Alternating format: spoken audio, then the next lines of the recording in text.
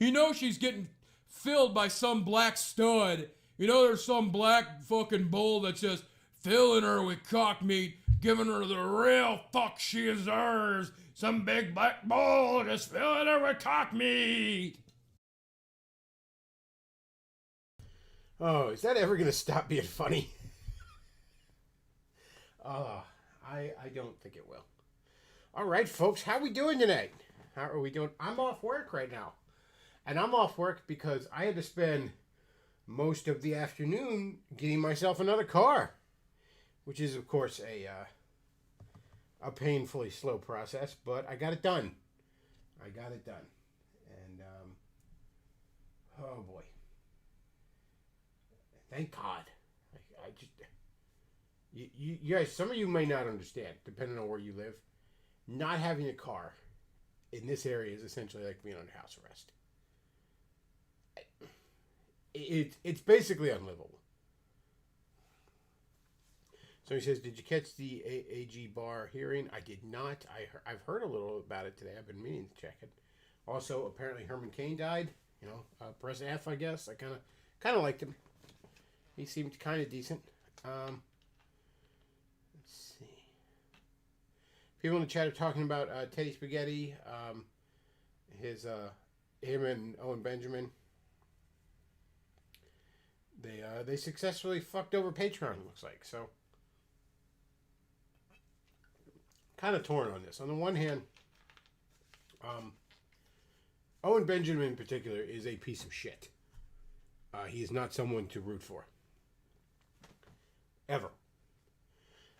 Even if he is going up against other pieces of shit, Owen Benjamin is a despicable waste of life. And also, this kind of fucks over, like, look, I'm not using Patreon right now because I don't do this regularly or professionally enough to feel justified in asking for a Patreon. I certainly like donations. By all means, hit up that Streamlabs, PayPal, all that good stuff, but I don't use Patreon right now because I just don't feel justified. So yeah, I'm not rooting for for Owen Benjamin by any stretch, and obviously this is gonna fuck over some good people. That said, though, I also like seeing these tech companies that are abusing their power get taken down a peg. So, kind of two minds on that.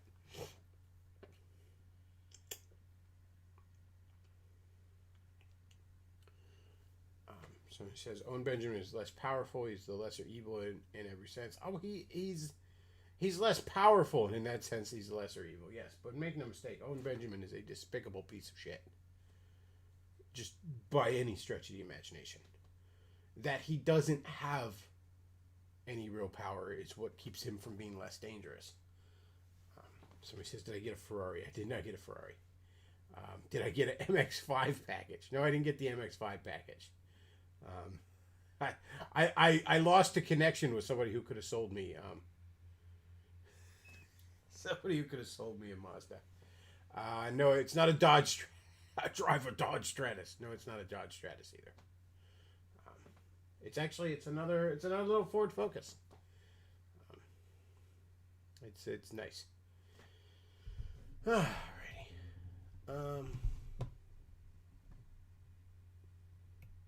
So, some stuff I want to watch. Now, tonight, I have something planned to watch, but there's some stuff in the future. I'm thinking of watching, y'all ever heard of Food Fight? The animated fucking abortion that is Food Fight? It's apparently up on YouTube in its entirety. And I'm thinking of watching that with y'all. I don't even really think it's going to... I mean, I might get a copyright thing on it. I doubt I'll get a strike. They very rarely copyright strike you. They just take your ad revenue, which I don't get any of that anyways. And well, even if I had YouTube Super Chats, they don't cut into that. They certainly aren't going to cut into Streamlabs, so fuck it. So, at some point, we're going to watch Food Fight. Not tonight, but at some point. Also, I'm thinking of... Now, this one you probably haven't heard of unless you watch Cinema Snob, because he's the only person I've ever heard talk about it. The Wow Wow Wibble Wuzzle Whittle... I don't even know what the fuck it's called. But it's some fucking madness. I actually want to try and get some people together in to watch that, because that's, oh boy. So we're gonna watch those on this channel at some point in the near future, but not tonight. Tonight, we're gonna watch The King of Canada.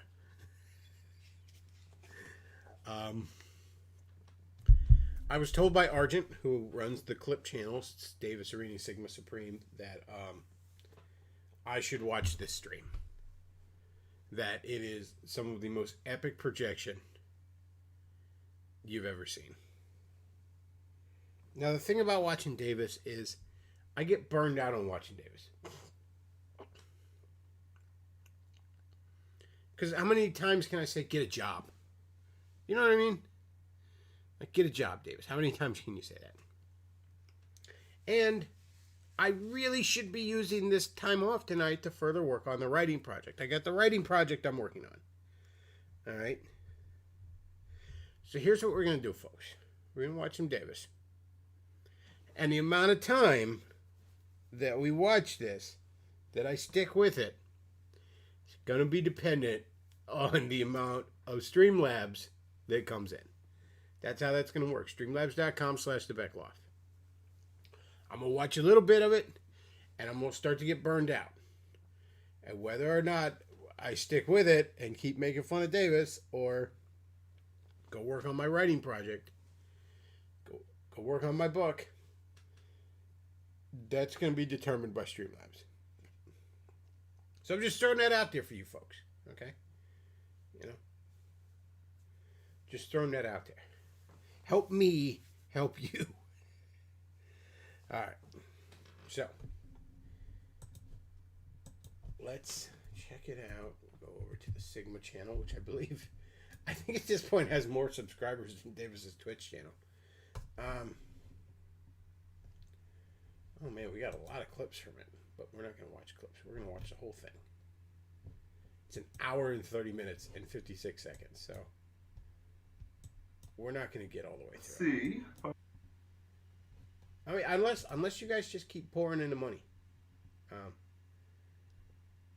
That's all I'm saying. Okay? You know, if the Streamlabs are pouring in, then we keep at it. All right? If not, I really, in all honesty, I shouldn't be here right now. I should be working on my fucking book right now. I should be working on that project. Which I will be doing that tonight anyways, but I try to do a little bit after work each night. Because nighttime's the best time to do it. So you can't really, I mean, I don't live alone. So, having the quiet, the peace and quiet to do it is generally only at night.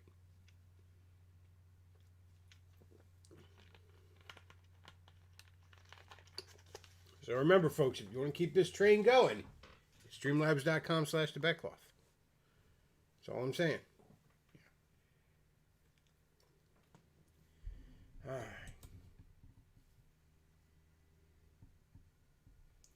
Let's get into Windows Capture.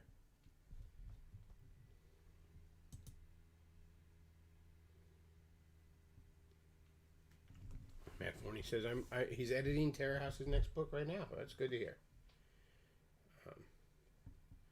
Soon they will be publishing My Gentle Femdom Erotica with Taylor Swift, Training a Bulbasaur. It's going to be great. Very tasteful stuff. Pay Piggies Unite. By the way, I know that last stream, one person in the chat was asking numerous times, like, can you at least tell us what the genre is? And the answer is no. I'm not going to tell you what the fucking genre is. I told y'all before, and I stand by this. I'm not telling you what it is, okay? If I get it done, and Terror House picks it up, and they publish it, it will be under a pen name, and I will not be promoting it on this channel.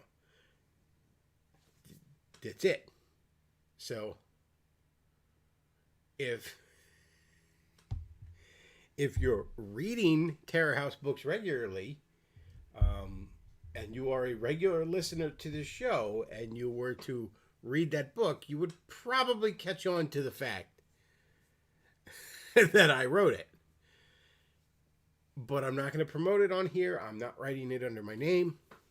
I'm not looking for the attention. I'm not looking to have my dick sucked. I'm not looking to put, author on my Twitter bio so everyone kisses my ass. That's not what I'm looking for. I have a story in my head. I want to get it out there. Hopefully it's considered good enough that Forney wants to pick it up. And hopefully it entertains people, and hopefully it makes me a couple of bucks. That's all I'm looking for. So the answer is no. I cannot tell you what genre it is. I'm not telling you anything about it. Although I did mention on this show before, and I'll reiterate it just to tease a little bit, that I had been doing a lot of research into the Godzilla fandom and the history of that franchise and the history of kaiju fandom and that sort of thing as part of a little bit of research I did for the book. That does not mean this is a kaiju story or anything of the like. That's just something I had to do a little research on for the purposes of this. So,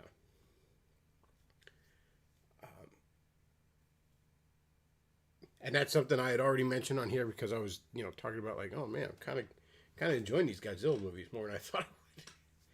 Kind of enjoying the Godzilla lore. And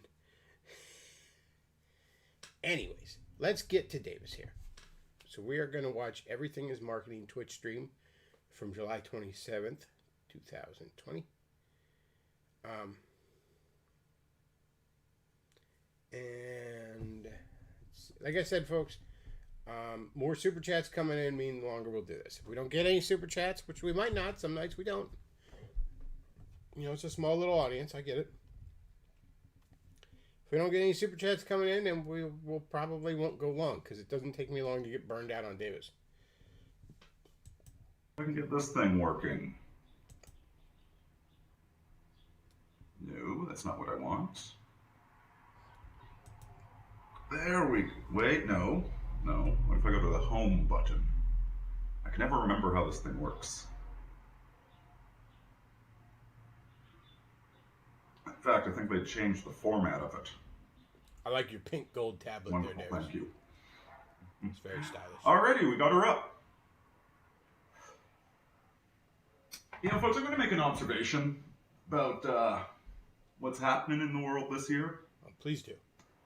There very much seems to be a spirit of irascible anger that's descended upon everybody. Myself included, right? Well, I mean, trapping people in their homes for months on end over bullshit will do that. I was talking last Sunday with Haythroon, talking about the motivation of the people that are trying to make us wear hypoxia masks. The reason they're doing this is they want to bully other people. They want to control other people. They just want to see people upset that they're being forced to do this humiliating and slightly damaging thing. I'll agree with that. Anger, cruelty. That's what's going on with it. In our responses to it, we need to make sure that we're not giving into the anger, okay? Because if you give into the anger, you just make the situation worse, right? Yes. And believe Anger me, I leads would to love hate. to give these people a Hate piece of leads my to mind. suffering. It's a whole big thing. But yelling at a stranger in public, that's just going to result with them going home and writing Nenshi and demanding that we wear 2 face masks.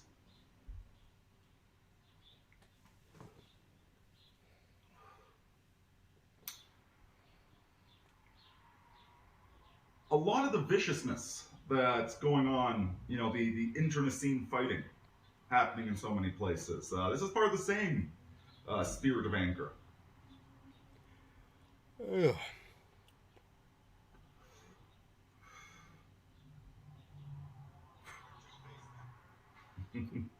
Yeah, I like this shirt, man. And it's, sun's coming in, and it's warm in here.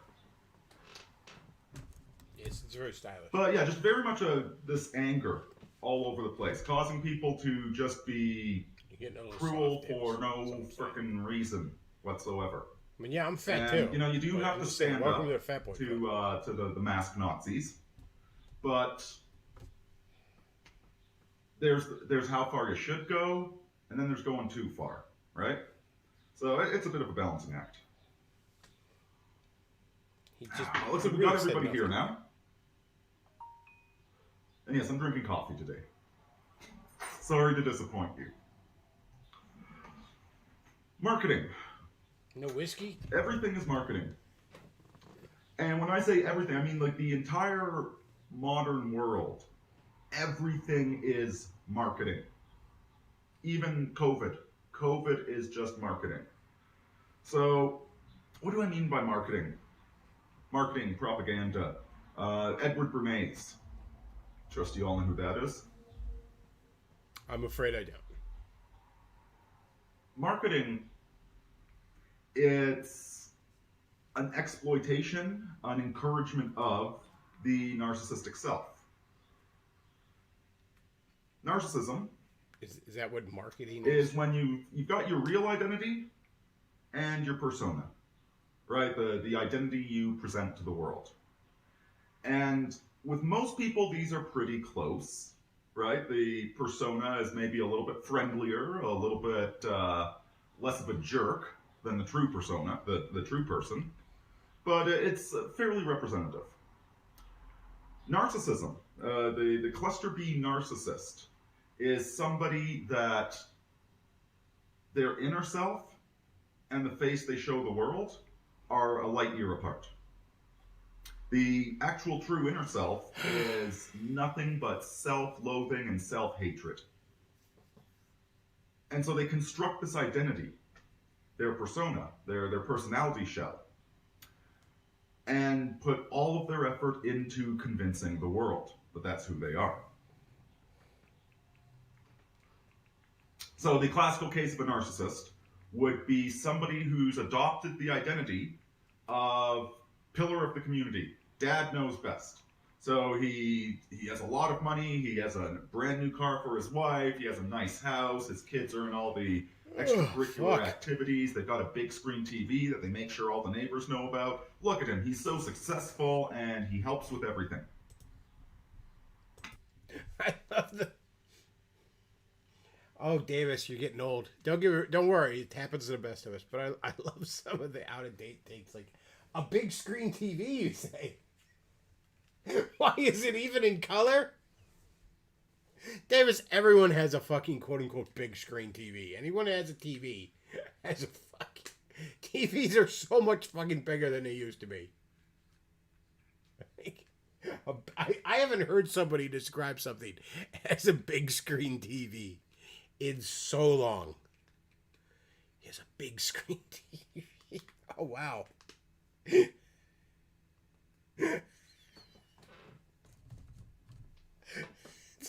We got to move those microwave ovens. These color TVs. Hey, come on, man. You're getting old there, dude. That's okay. It happens to the best of us. But because this is a shell identity, it's all based upon lies. It's all built on lies. And so in this case, perhaps he's maintaining this identity, this appearance of wealth and success. He's maintaining that with credit cards. And so when the bill finally comes due, and the repo men are going to show up to take away his nice TV and his wife's new car, instead of admitting that the identity was a lie, it cracks through it, exposes that ball of just black self-loathing and self-hatred, and it spews out onto the world. So he winds up killing his wife and kids and committing suicide. That's rough, man. I knew this guy once. Like, he pretended on the internet to be a philosopher and a theologian and just this complete pseudo-intellectual. And it's weird. Like, he lost a debate, and he was running his mouth about how the Catholic Church never changes its position, right when they did change their position on the death penalty. And then there's a couple other things, little death by 1,000 cuts, a bunch of little cuts to his ego. And then he went insane, and he denounced all of his friends, and he joined a pagan cult. So, it's weird. It's weird when one of those guys just can't take an L, and they just lose their fucking mind. I know. All because he couldn't afford the big screen TV. He couldn't deal with his kids and his wife being witnesses to his true personality. And the narcissist... Matt Forney says, the repo man never shows up. You just get sued in small claims court. Yes and no. For really big ticket items, cars in particular, yeah, the repo man does show up. But no, the repo man's not coming to even take electronics. That's just not happening.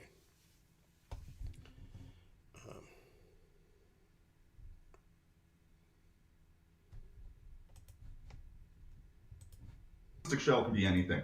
It's typically something grandiose, right? It's the narcissist, he wants a lot of attention because that's how he maintains his identity.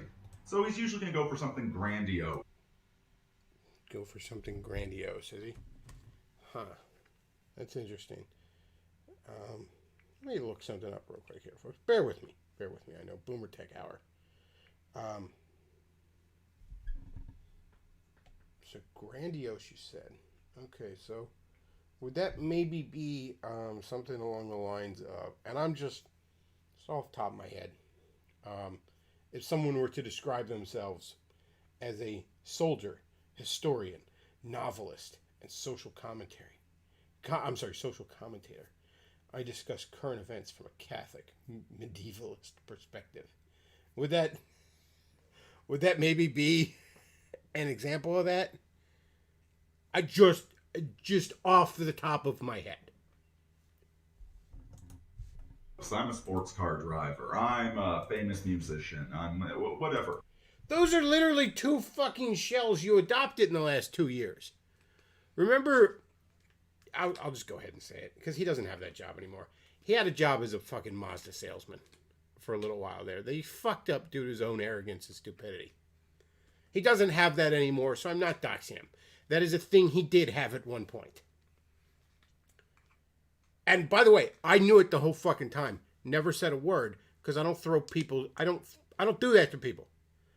All right? Davis was the one that him and his Australian boyfriend were like, oh, we're going to find out where you work, Beckloff, and we're going to tell your boss that you said mean things about us on the internet. But I never did that to him. But when he did have this job, you may remember that was when he was the car guy and going on about cars all the fucking time.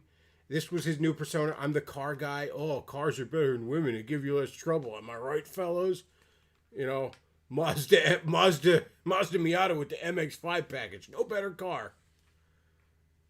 Wasn't even good at being a car guy. Okay, so sports car driver. That's another thing he adopted. And then musician. Remember when he bought a saxophone and he learned how to play 30 seconds of a song? And he was a musician now? That saxophone's probably collecting all that dust right now, isn't it, Davis? And it's not just that, look, it's fine to take hobbies and then, take interests and then, it's not for you and you move on. That's fine. But he wasn't saying, oh, I got a saxophone and I'm interested in learning to play. No, he was a saxophone player. I got a guitar in my living room here. I don't know how to play guitar. I don't even like guitars that much as far as musical instruments. I don't even know if the fucker's in tune. It's literally something somebody got me as a housewarming gift, and it's just strictly ornamental. It looks nice sitting there. But if I go fucking pluck one of the strings on it right now, that doesn't make me a fucking musician. In fact, just to do it, I'm going to do it. Hang on. All right, hang on, folks. I don't know if you hear it. It's across the room. Yeah, you hear that? I'm a musician now. Everyone kiss my ass. That's obviously ridiculous, and I don't do that.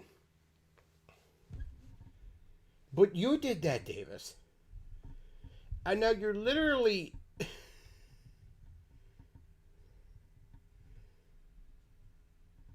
You're literally like, oh yeah, a narcissist will pretend to be a sports car driver or pretend to be a musician. You can't have this low a level of self-awareness. You really can't, can you? At this point, you have to... I sometimes really suspect that this is all some sort of elaborate Andy Kaufman-like joke with you.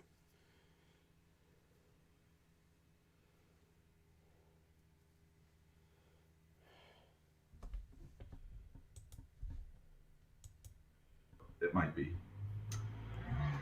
But it can also be something apparently humble, right? You might have somebody that makes sure everybody notices how humble they are. Any identity can do. It can be a positive identity. It can be a negative identity. You know, I'm a big bad biker. I'm a scary drug dealer. Whatever. The point of where you get a narcissist is where the internal and external are different. And the external is being artificially maintained to try and create identity so that nobody sees how terrible they actually are. I'm at a loss. Like, so with one thing, right this off, is you, social Davis. media. Social media, like Facebook, Instagram, are very much vehicles of narcissism, right? Like if you think of the Coachella Music Festival, this is a perfect example, where women will go and spend $50,000 on outfits, on purses, on tit jobs, plastic surgery, to go to Coachella so they can take selfies of themselves. So this thing that's ostensibly a music festival, it's not a music festival, it's a narcissistic opportunity to manufacture an identity on Instagram. Okay, cool. I really don't know You shit see about a lot Coachella, of this so. these days. That sounds right, Even though. on forums, for crying out loud. Anonymous forums, you know, you have a username that you made up. Like, say, the Roosh V forum, where a bunch of feds and closet homosexuals argue over who's more alpha. Or, I'm sorry, now it's over who's more trad and Christian. You have a picture that you grab from Google Images. Nobody knows who this is, right? You've got the opportunity to be completely honest about things without any of it creating backlash in your own life. And yet, even here, we see people trying to manufacture identities. One time I fought 20 beta males outside of the club. It's like, oh, okay, buddy. Why? Why would you do that, right? Oh. Davis also once beat off 20 native males outside the club. I'm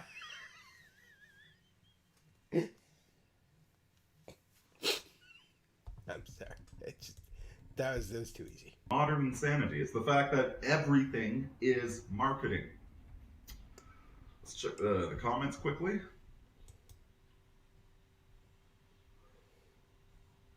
Linksys wireless routers now try to make you download a stupid app in order to configure it. Oh my god, everything's apps these days too. Damn kids. I've had a good weekend. I'm really sick of drinking right now. Darvatron, did you guys see the people at Walmart wearing Nazi flag masks? I know someone recommended we do that. It did not work out very well. Those people are internet famous for all the wrong reasons. Yeah, that's not going to be very effective. Right? Am I even allowed to say that word? The type of flag that was on it? Ugh. Well, you're on Twitch. Lloyd, hope you're doing better. You know what, man? Suffering is always an opportunity for you to look badass. It's when things are at their darkest that true heroism shines. Weren't you just going on about narcissism and all this other stuff? And it's like, yeah, but this is how you can look badass.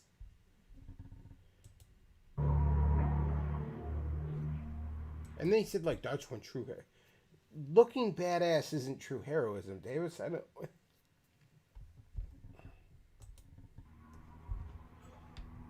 Antifa is becoming increasingly violent. How do they market an insurrection, especially when their side completely owns the cities that acquiesce to them?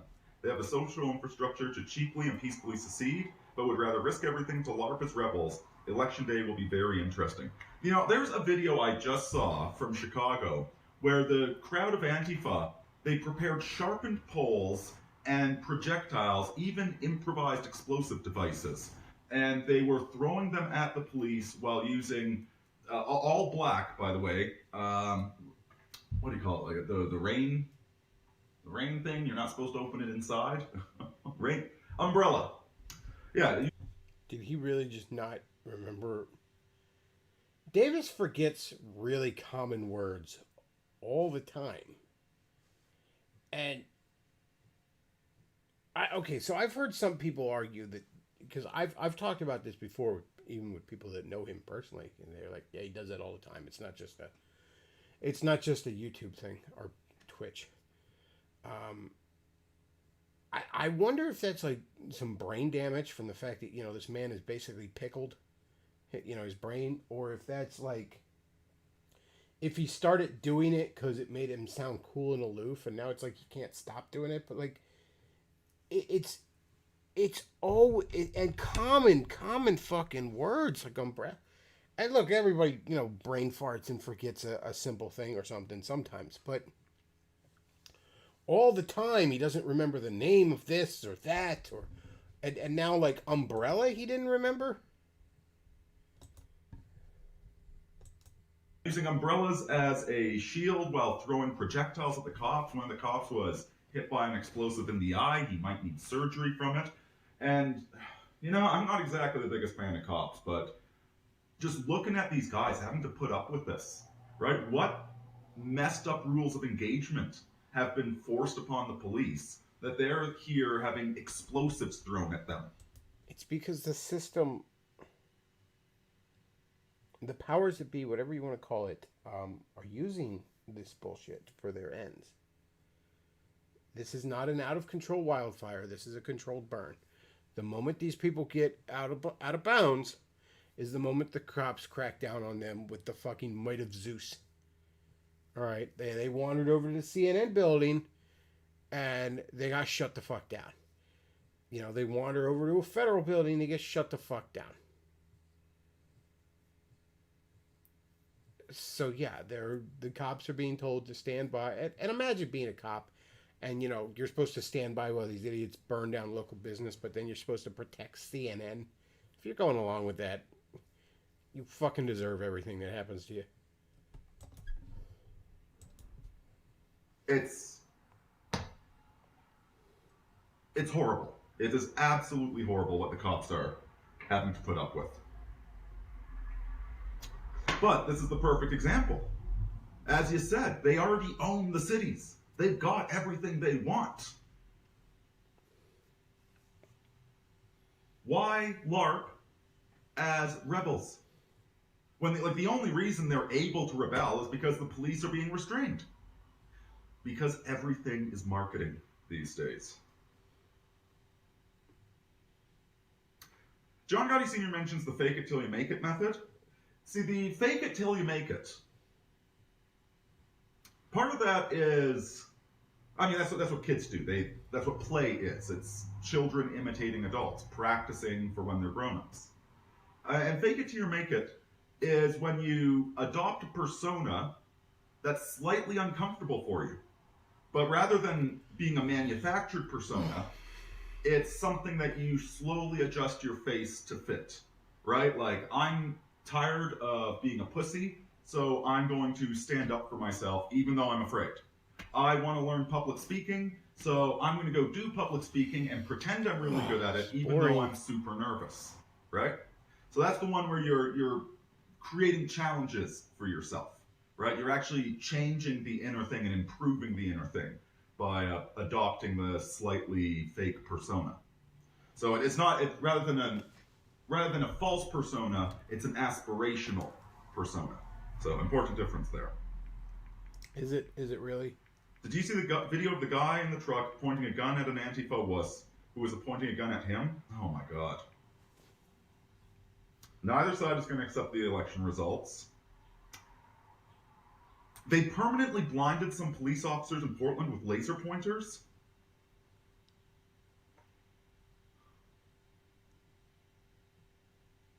I mean, here's the thing, guys. Like, us.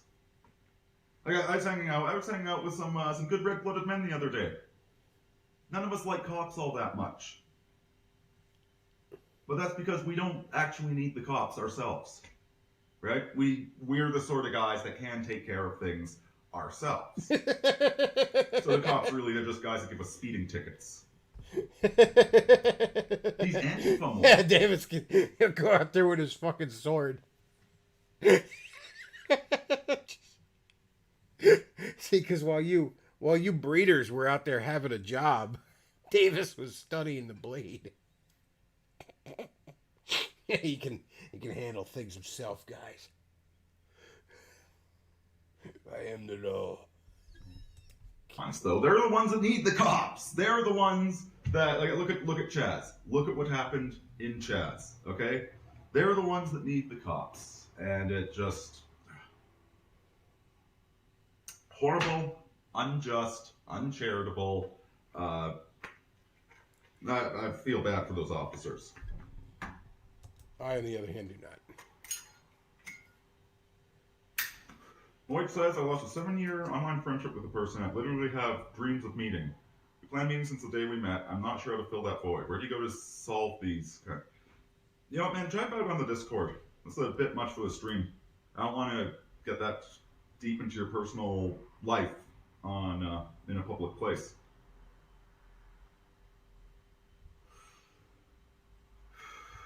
Why don't you have any friends in real life? I mean, I value the friendships I've made online and all that kind of stuff, but like, come on, guys. Like, I don't necessarily trust somebody that just doesn't have real life friends. Like, why? I mean, I'm a pretty unlikable shithead, and I have a lot of friends. So, like, how bad do you have to be to not have friends?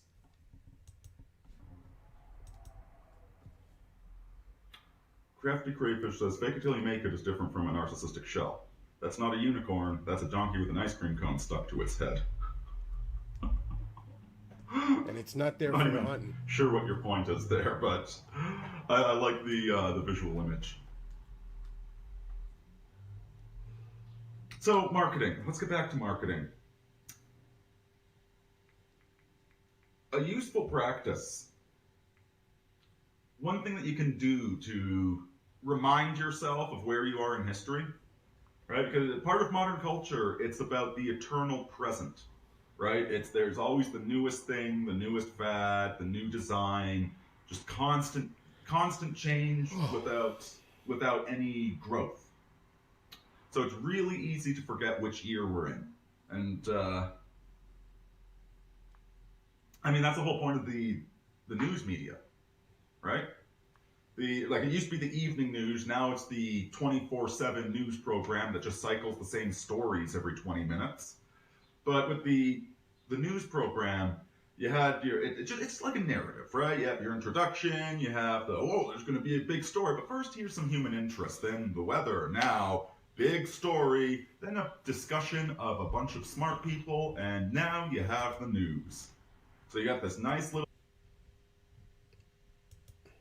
Somebody in the chat says, all my friends got married and never had time to hang out anymore. I mean, that does suck.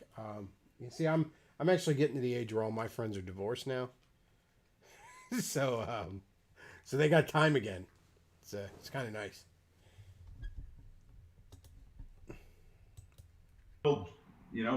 Hero's journey of the media every night. And, the form is the function. The medium is the message. The media, the way it works, the way the news media works. It really is amazing how much of this is just shit he was saying in like 2014. Just how much he hasn't grown. How much he hasn't changed in the better part of a decade. I mean, he's gotten a little bit worse. Like, he forgets words more often, that kind of thing. Like, his behavior's a bit more erratic, things like joining a pagan cult, but, like, there's no... He's still on, like, Manosphere NRX shit from 2013. you don't remember anything from it. The people that watch the most news are the ones that know the least about the news. Like when you go and test them, they'll know the least. Because it's just in one ear and out the other. It's a roller coaster. It's not an educational experience. So it's useful to remind ourselves where we are right now and where we were. So if you pull up, go back, I was just watching some 2013 Super Bowl commercials.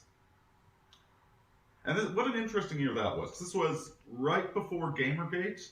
This is right before, basically it's when the red pill went mainstream and got diluted into the pink pill. Or purple pill, whatever you want to call it. It's when the new sound went mainstream and the record companies took it over and they flattened it and ruined it and packaged it for mass consumption so all the idiots would love it. So 2013, you're seeing kind of like the last remnants of the pre-red pill awareness. And you watch these commercials. And I'll tell you what the really sad thing is when people think, oh, that commercial had a really good message in it. That commercial really, it's a new masculinity. It's about loyalty and having barbed wire on your bicep. And, drinking Guinness. That's what masculinity is about. Do you know that some waitresses at Hooters could be smart? What, big tits and smart? What are the chances of that?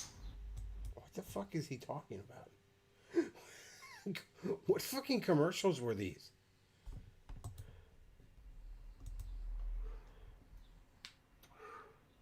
Yeah, the big-titted Hooters waitress that's smart, right? And she's talking to whatever ESPN guy that if you watch sports ball, you'd know who he is. And he's like, what? She's smart? Who is that ad for? Always take a step back. I don't know. You need to do one. Somebody that eats at Hooters, I guess? I don't know what the fuck you're talking about here, Davis. Are you sure this ad existed and you didn't just, imagine it one time when you were drunk? I mean, maybe it did. I really don't know what the fuck commercial he's talking about. His inability to describe anything coherently. It's just, that thing with the thing, and then it was a thing? One level of separation. You can't just watch the ad. You need to watch who's watching the ad. And so the Hooters is smart. That's for people that watch that commercial and say, I know plenty of smart hot chicks. I'm not sexist like him. That's why I have a hot smart wife. I should go to Hooters to prove that. Was that their marketing technique? I mean, I don't know. I think Davis is a bit more of a femboy Hooters guy, but I can't imagine that was successful for him. If indeed that is a marketing strategy Hooters used. With commercials, they mythologize identity. They create an identity for you. So if it's the beer commercial, you're a rugged cowboy, so you drink Budweiser, right? Or you're the sort of tough guy, but you have a soft side and a... Davis, you literally drink and smoke because you think it's cool. I'm sorry, because you think it looks cool. So clearly these ads worked on you at some point. Barbed wire tattoo, so you drink Guinness, etc.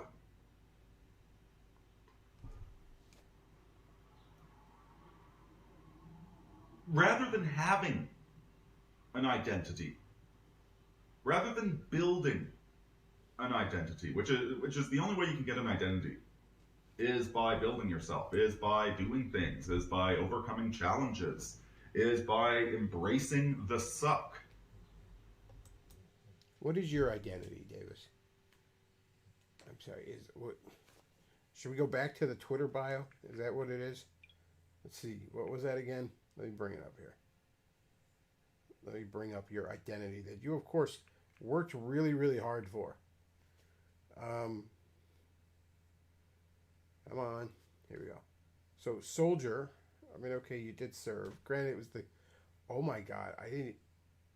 The pretentious shit. I think we got to take a look at the Twitter bio. Soldier, historian, novelist, and social commentator.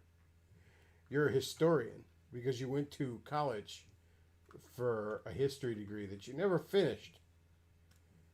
Novelist, you farted out some Fallout fan fiction, part one of a trilogy, and we are at year 7, I believe, of waiting for part 2.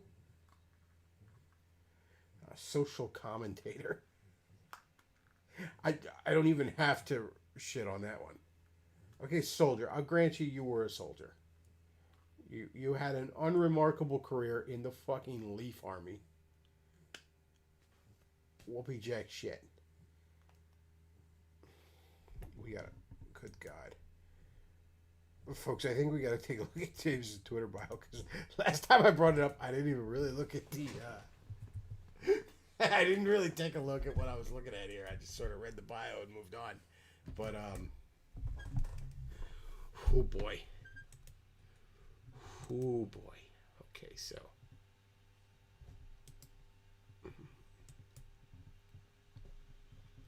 Good Lord. Hang on, folks. Bear with me. Bear with me. All right, if you would.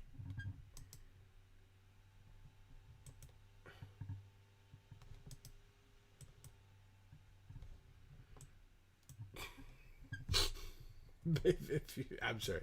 It's gonna be worth the wait. It's gonna be worth the wait. I just want to make sure it's set up. I want to set this up. So that's perfect. All right. So here on my suspended secondary account, I try to set up. We'll go ahead and go to Windows Capture. Okay. So.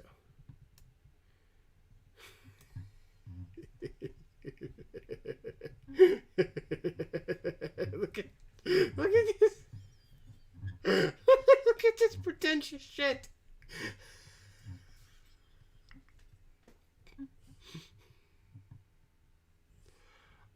Oh. He had someone take that picture too. He had someone take that picture. Okay, I want to contrast this real quick. I want to show you where you're going wrong here, Davis. Let me bring up something. I'm going to show you. I don't. I have a personal Facebook page. It's just for, with friends and family kind of thing. I don't really use it for the show or anything like that. But I took a picture of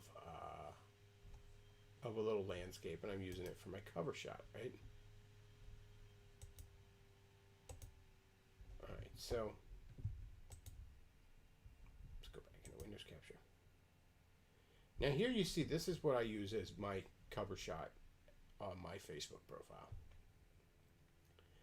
I was down in my hometown, down in Maryland, walking some of the bike paths I walked as a kid, and I decided to snap this picture.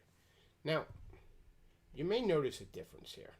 I snapped a picture of a landscape because I thought it looked pretty, and it had a certain sentimental value to me.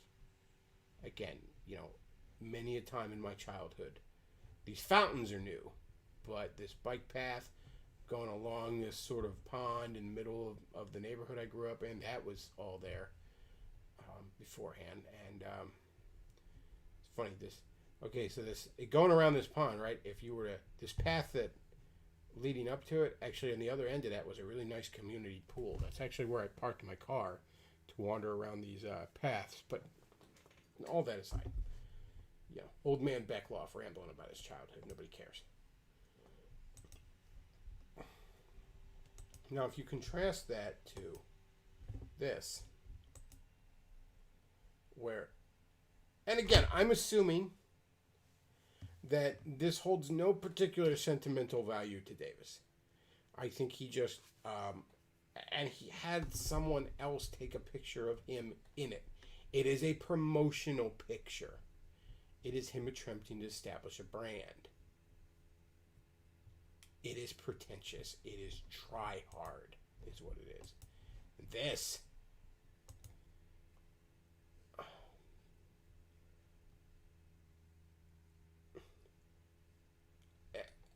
It's like he's doing a Bareback Mountain sequel.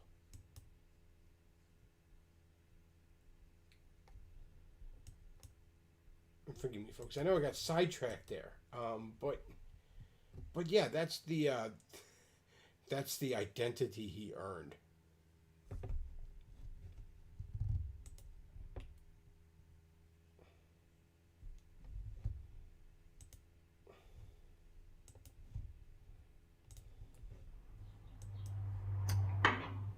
Rather than any of that,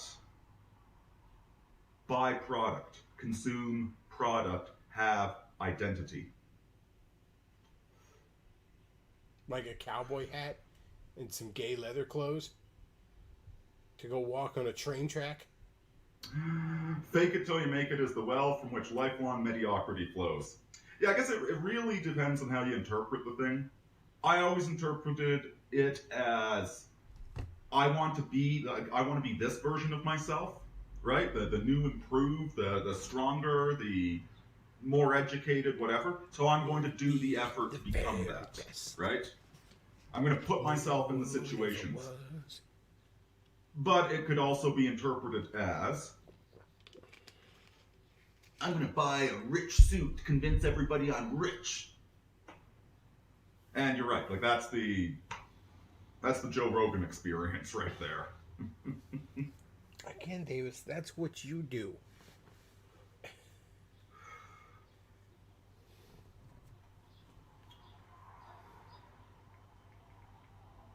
Lloyd, I only take red pill people seriously if they're real alphas and not dorks who believe you can be an alpha male overnight without needing to be in shape. Honestly, the whole alpha male thing has been a bit overblown. I'm just saying, like, kind of. See, that's the thing. Alpha male has become an identity, right? He's more. It started off 10 years ago. The Manosphere was talking about that. They're talking about pack hierarchy in wolves, similar hierarchies in men, and so there's some broad strokes, right? But at this point, it's become an identity. Right? It's become a product, consume product, buy the Guinness, get the barbed wire tattoo, go spend the money on a gym membership so you have muscles that you can show off to your girlfriend and at the gay bar, as opposed to actually being something. Again, what are you? Working out is great, but most of the guys that are at the gym are there to serve their vanity. Right? They're there so that they can take an Instagram picture of themselves so they can show off that, look at me. I'm muscle man. Everybody's at the gym to look better. And don't get me wrong. I should work out too. I need to be less fat, okay? And yeah, you feel better and you're healthier and all that. But let's be real. People want to look better, okay? Because they want to attract the opposite sex. All right? That bit on Futurama, basically all of civilization is an attempt to attract the opposite sex. And then they show like Broadway and they're like, and in some cases the same sex. But no, nobody needs to be really fucking strong anymore, okay? It's a modern fucking world. Nobody needs to God, there was a guy, the one job I had years ago, really nice job. The IT guy was like worked out like a fucking madman, watched what he ate and all this other stuff. And I mean, good for him and all, but at the same time, it's like, he doesn't need to be that in shape. You know what I mean? He's just sort of sitting there fucking red raging all the time with these fucking machines. Like, God damn it. It's like maybe if you had a cookie once in a while, you'd chill the fuck out. I'm just saying. But no, you don't need to actually be this strong. I run for my lunch hour. Okay, good. That's why you're miserable the whole fucking afternoon. Like, nobody actually needs to be that strong. So it's a vanity issue. And it's like, of course it is. And that was true back when you were abusing Trenbolone, Davis, to be the alpha male at the gym. Remember that? And then you got off of it too fast. And that's when you started acting like a bitchy woman and joined a pagan cult because your dick stopped working. Allegedly. Male.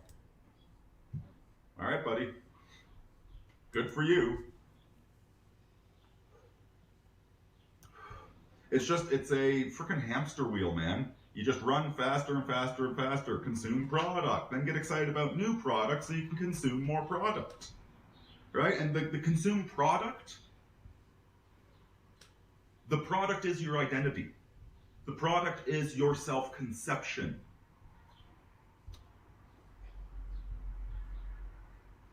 It was never about the toys, it was about the narcissism that we found along the way. So whether you're talking about the literal consume product, fanboy, amiibos everywhere, the Funko Pops, action figures in the original packaging, whether you're talking about that, or you're talking about Mr. Alpha Male that goes to the gym, they're the exact same thing. They're purchasing an identity, as opposed to living life, as opposed to being interesting and doing. Davis, some guys go to the gym because they want to be in better shape, to attract the opposite sex, feel better, all that good stuff. Some guys purchase dorky shit like the action figures and amiibos and other stuff that you can't afford because you don't have money. Much like a gym membership. Because they just think they're cool. Like, Davis, I've been a dork. I've been into nerdy shit since forever, basically. But I remember in the late 90s, early 2000s, like, that wasn't cool. Okay, yeah, there's this cool nerd chic around it now. But, you know, having boxes and boxes of comic books didn't exactly help me in social circles. I just thought they were cool.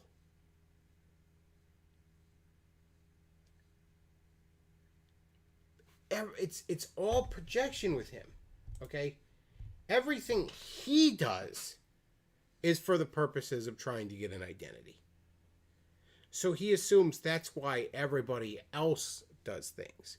When a lot of other people do things because they like to do those things.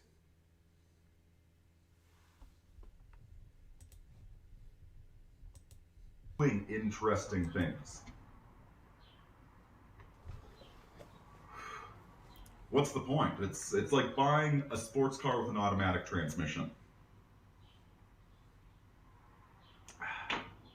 See, just my 2 cents, guys, but I do not understand Lamborghinis. Okay, I'm not a car guy. But manual transmissions are fucking gay. All right? They're fucking gay. They're stupid. They're antiquated technology. They're annoying to fucking use. And they are something that it's a status symbol. Oh, I drive. I'm a real man. I got a stick shift. Yes, Davis, I'm sure you can handle a stick. But no, they're fucking gay. They're just more of a pain in the ass to use. And odds are most people in this current year live in far too crowded of an area for them to ever manage to have any fun with it. God, what a boomer take. It's just like having a fucking automatic transmission. Okay. Our fucking Carol Shelby over here is going to fucking lecture us all. Right? I do not see... You know, maybe if I was a millionaire, I'd always been a millionaire, and money just didn't matter, okay. But it just seems to be like a Lamborghini is something you buy so that other people see you driving it. As opposed to just getting a cheap sports car and with a stick shift and learning to drive well, maybe going and taking it out to the track. You know, I don't think I'll ever be able to do this in my life, but like one hobby I'd love to have would be like sports car racing, right? They shut down the track here in Calgary though, so nah. Don't know if I'll ever have the time or money for that, but you know, like I do that as a hobby. That'd be cool. I don't need everybody to know that I do that. No, you won't. I do it because I enjoy it. No, right? Davis, you would. You would do it because you thought it made you look like a man. Which is why you do everything, Davis. You know this. I know this. Everybody knows this, okay? Everybody but the 9 people who tune into your Twitch stream see through that. You should honestly thank God in heaven. You are generally too boring to be paid attention to for too long. Okay? Otherwise, people with much, much larger audiences than me would be dissecting your idiocy. You would be the next Owen Benjamin. You would be the next Teddy Spaghetti.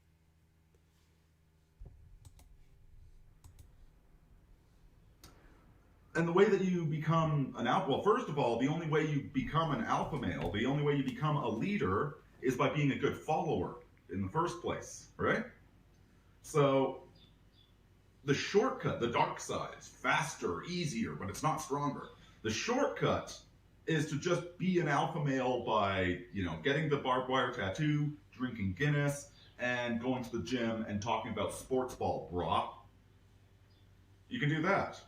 You can be, hey, I'm Jim Johnson. My friends call me Jimmy Jams. You can be that asshole, right? Mr. Flash and style, but no substance. Oh, you You could, can be an alpha male like that. Or you can learn discipline. You can go be the beta male, right? You can find somebody worth following. You can work in an organization, whatever it might be, construction, banking. Davis, sorry. Sorry, folks. My chat actually froze up on the Streamlabs. I was wondering why it never went anywhere. So don't worry. I got it. Hang on a second. Sorry.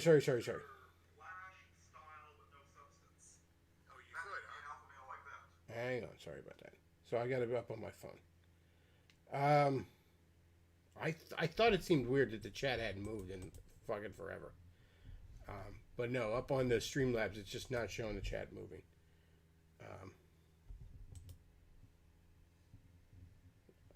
Let's see. So let's take a look at the chat real quick.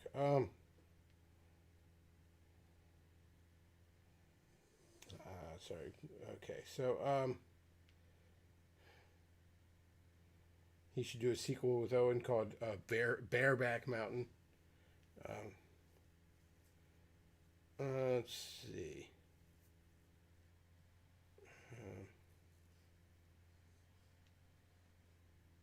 Sometimes it seems like he's going to break down and cry.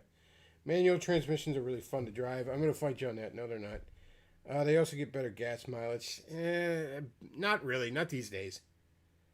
A little bit better, but it's negligible. You're not a true Sigma male unless you drive a Mazda. Indeed.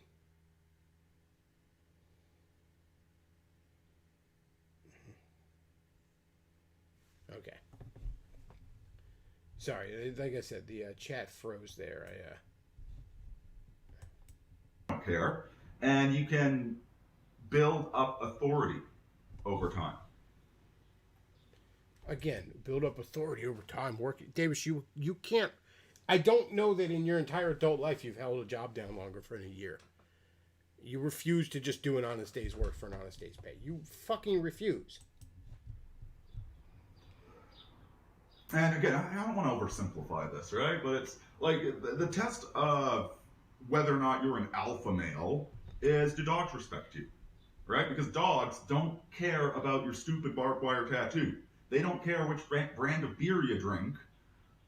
If you're a pushover, they'll know that you're a pushover. If you've developed yourself into a man through embracing suffering, through learning discipline, and through being the beta male, from following orders. Which you've never done, Davis. And no, dogs are not the measure of... And I say this as someone who has always had a tremendous way with dogs. Animals in particular, but largely dogs. I remember as a little kid, I was like fucking 10 at the oldest. I don't even think I was that old. My dad would always be going to junkyards all the time, car guy. And I would tag along with him because, I hung out with my dad a lot. And I went up to this junkyard dog. I asked the guy, what's the dog's name? And he's all like, your dog's name is Rocky, but you shouldn't go up to...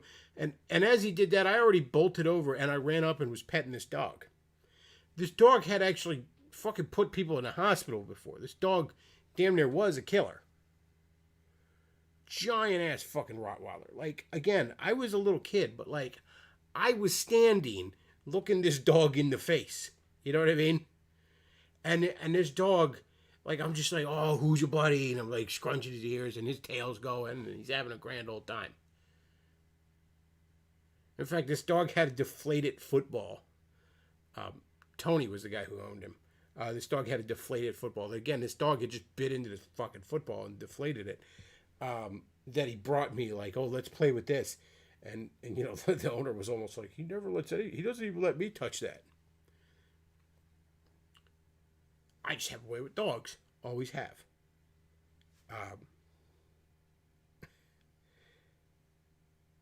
I don't think that makes me an alpha male and I'm a natural leader because dogs like me. Like, no, that's not the case. You know, it's just not. Off as a dog whisperer. That's right, Chad.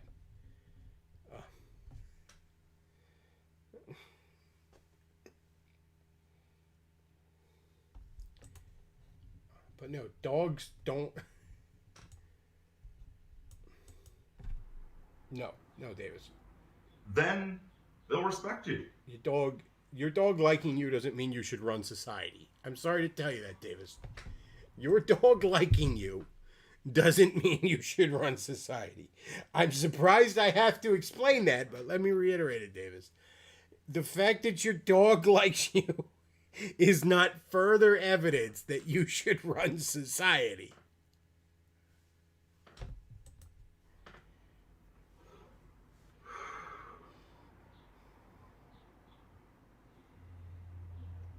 Let's see. Here's the thing, you know what, Lloyd? If there's a guy, I got a friend. He's short. Do you? He's nerdy, and that's just who he is, right? And I don't know if is he an alpha male? Well, I guess not. He's a smart guy. He likes geeky stuff, and that's fine. He develops himself. He challenges himself to be a better version of himself than he used to be, and he's developed a lot over the years. He's not exactly going to be, Cuckoo Lane, or who's the Celtic warrior with the Braveheart. He's not ever going to be Mel Gibson in Braveheart, but he looks at things as they actually are, develops himself into a better man, and he's the sort of guy that I like hanging out with, and my friends would like hanging out with, right? He's not a tryhard. Whereas most of these alpha males, these days they're just tryhards. Are they now? Wow. Imagine being that way, huh?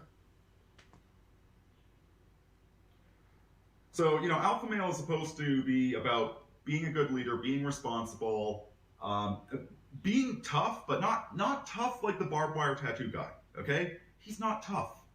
He just wants people to think he's tough. And you'll see I know some pretty...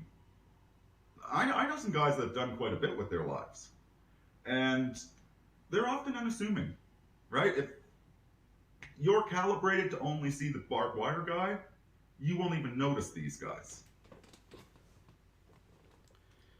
I'm not an alpha male, I'm an alfalfa male. 30-year-olds who are out of shape and never accomplished anything have no right to talk about the pussification of the West since they're part of the problem. Yes, but what are you and I going to do about it, right? These days, this is not a hard and fast rule, okay? I'm not going to mention any names. I don't even know most of them, and I don't care. But from what I've seen, the guys that are out there talking about alpha male are the furthest thing from it. They're selling you a product. You don't say. Right? Started off, it was the new sound, and all of us music geeks were playing around with the new sound technique. Yes, Davis, we know you're a hipster. We saw your video complaining about breeders in suburbia. But like all these guys talking about alpha males, like, what do you think you've been doing for the past fucking forever, basically? Years ago, right? And He had a tweet once where he said that the great thing about being Italian is nothing in my rearview mirror is real. Which, that's actually called being a sociopath. But that really is how he lives his life. Like, nothing in his rearview mirror is real. that's where alpha male, beta male, etc. came from. But now, Hollywood's taken it over. It's gone mainstream. The geeks, the original sound creators, are no longer welcome. So now it's a product for the masses. So there's maybe one or two of them are good, but everything I've seen, all of the red pill manosphere BS I've seen over the past few years, I roll my frickin' eyes. There is They are no trying red pill so manosphere hard. shit anymore. They have these camera angles. They have professional. They try so hard, do they? Imagine that. Imagine being a real tryhard. That'd be something. He looks almost like Styx Hexenhammer in this fucking boss.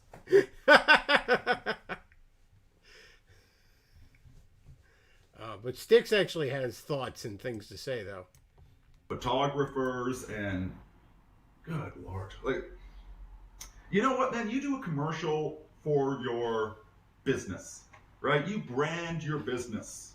I'm Joe the plumber. I do everything. I'm the best plumber around. And I got a sense of humor. Yeehaw. You brand your business. Thing is, Joe the plumber, you know what you're doing, right? You're making a commercial to get more money. That's fine. But these people, man, they're just walking around being a commercial all the time. They're acting like they're in a movie set constantly. It's like, why are you doing this? It's ridiculous.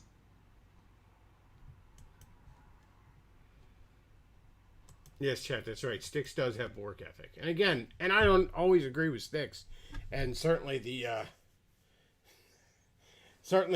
his theological positions are a bit cringeworthy. But I'll take Styx over Davis any day of the week.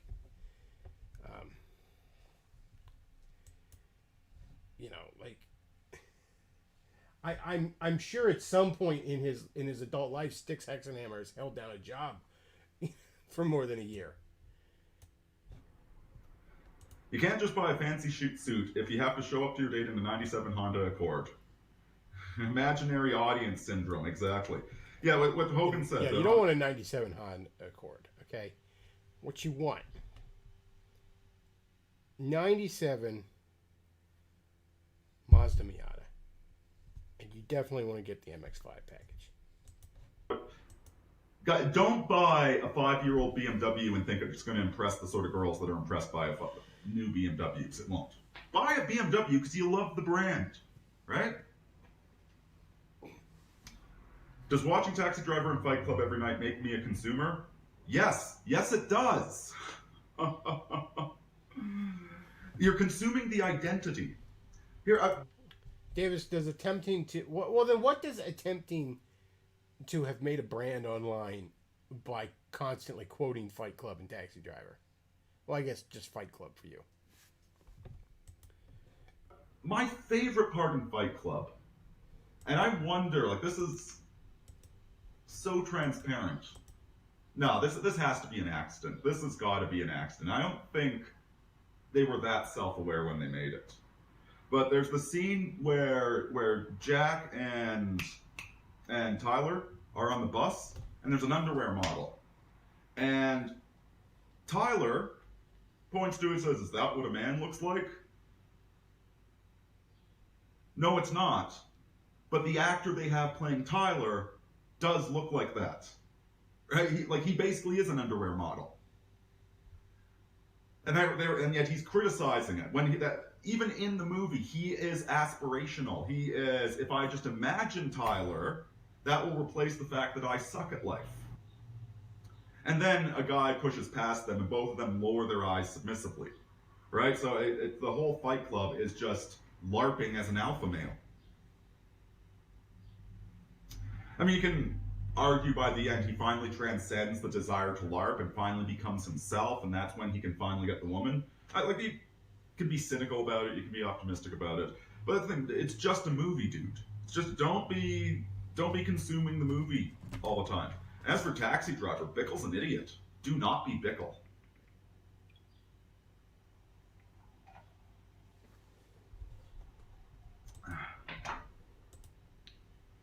I'd like to be Andrew Tate, honestly. Is that the guy that you linked the other day? Because Andrew Tate is 100% fake. He's narcissist. He's TV camera, follow me around, make me look cool. Look, I have a Lamborghini. I'm a real man. I have a Lamborghini. He makes really good money selling that to idiots, you know, and it's like, well, if I sign up for because he looks like what I think a man should look like, because that's what the Guinness beer commercial told me, then I'll be a real man. I don't know. Some of his real manhood will rub off on me. Try hard, man. It's try hard. Hogan says it's hard to drive a Lamborghini under normal street conditions. I mean, the way I drive, I bottom out all the time. Can you imagine a Lambo where you've got like 2 inches of clearance? What's that all about? Well, of course one side wants to... Lloyd, we were all raised to be narcissists. The whole system, it's marketing top to bottom. Rather than, like movies, stories, they're not telling true stories. They're telling aspirational identity stories. Yes, movies aren't real. Congratulations, Davis. Most of us True figured that out as a stories. child. A story about being a good and successful man is not going to be very interesting. It's going to be a very, very boring story. Good stories are stories like Medea, stories like Hamlet that end in absolute tragedy, right? The best stories are you take somebody that's really good, but they've got this one little flaw. Maybe they get angry too easily, or maybe they're too lustful, and it completely destroys everything, right? We get a little bit of catharsis from it, because we've got this thing. It's like, yeah, I just want to go out and argue with people and be a jerk. I know I can't do that. But then we get to see the tragic hero go out and do that. We get to see Colonel Kurtz go completely insane, following the logic of brutality to its furthest extent. There's catharsis in that, but we also understand why we don't want to become Colonel Kurtz or Medea or Hamlet. All of these new movies, they all have happy endings. No, only comedies are supposed to have happy endings, right? A movie where everybody's trying to grab one another's ass until they all hook up at the end, that's a happy ending. Terrorists kidnap your daughter and you have to be a one-man army to go hunt them? No, that ends with tragedy in real life. Yes, movies aren't real life, Davis. They shouldn't have a happy ending. What a pretentious, try-hard fucking thing to say. Movies shouldn't have a happy ending. Should all be tragedy. Like how I tragically am not the king of Canada. Like, no, sometimes stories do have happy endings. In fucking real life, too.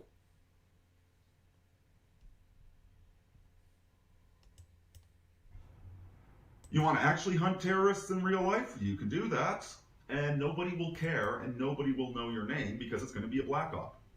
Okay, cool, but I don't actually want to do that, Davis. Alright? Because in real life, odds are the people that you're going to kill half the time aren't even really all that particularly bad. Or the people you're killing them for are just as bad or something.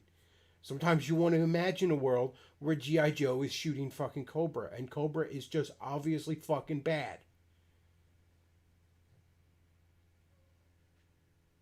Sometimes you want that simplicity. Movies aren't meant to be a reflection of real life. Sometimes they are meant to be a reflection of how things should be, not how they are. A lot of things that can be done with storytelling. Sometimes that's what you can do.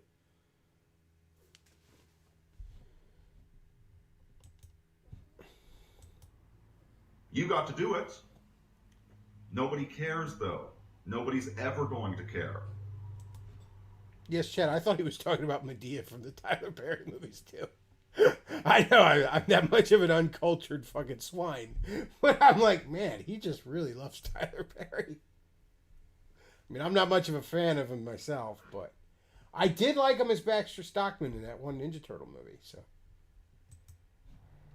It's not like John McClane. You don't fight the terrorists, win your wife back, prove that you're a good husband, and get all the media interviewing you. That's not reality. really, I'm sorry. You're blowing my mind here, Davis. I thought Die Hard was a documentary. That's a false aspirational story. You know, if I get the same haircut as him, maybe I'll be just like Jason Statham. No, Jason Statham, they're mixing comedy and tragedy, and the result is narcissism. Imagine being such a fucking... I don't know if you knew this, Davis, but there's actually other genres than comedy and tragedy. I know everything has to be seen through the lens of fucking antiquity with you, because that's your fucking narcissistic shell. It's your historian. But that's actually an insanely stupid and simple binary to see fucking storytelling through.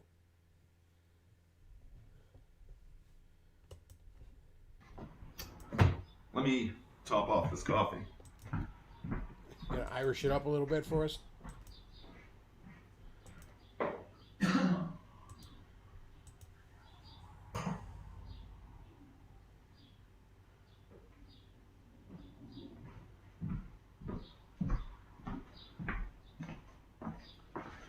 You gotta be a courageous man to drink coffee in a white shirt, I tell you what.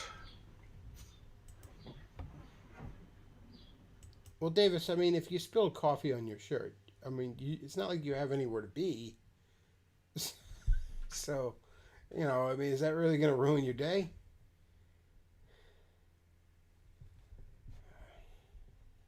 Plus, you know, I mean, maybe if you didn't have alcohol-related tremors all the fucking time, you wouldn't be spilling your coffee all over your shirt. Maybe we should get you a sippy cup. So yeah, like Lloyd, it's not your fault that you're a narcissist. Everybody's a narcissist. That's what the TV Davis. is, okay? But it's something that you need to overcome. Otherwise, you're going to fall into, again, the dork that collects Funko Pops and the dork that takes selfies at the gym and has a barbed wire tattoo. They're the same dork. They're the same tryhard. They're the same fake man. They're completely controlled by the images that come through the TV screen at them. They're not a real man. Neither one of them's a real man. Not like Davis. Davis, let me let you in on a little secret here. What a real man is, okay? Now, I want you to pay attention here, all right? Try and muster up a little bit of self-awareness to maybe let this sink in, okay? A real man has a job, and he pays his own bills, and he doesn't have mommy pay his rent, and he holds down gainful employment for considerable lengths of time, and he pulls his own weight. That's what a real man does.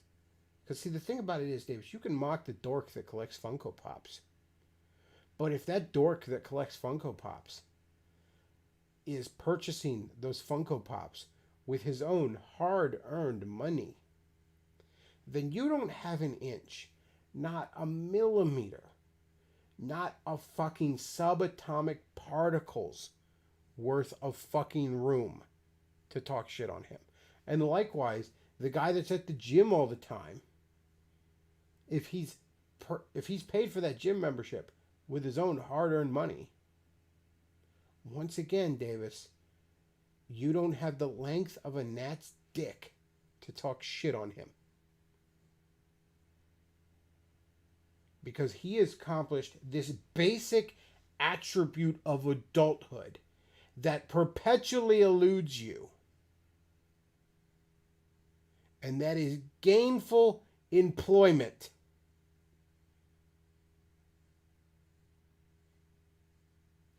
I can't emphasize this enough, Davis. Get a job.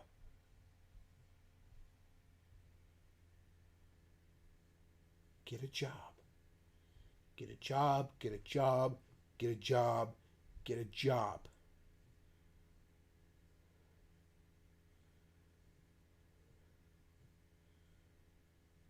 It's that simple.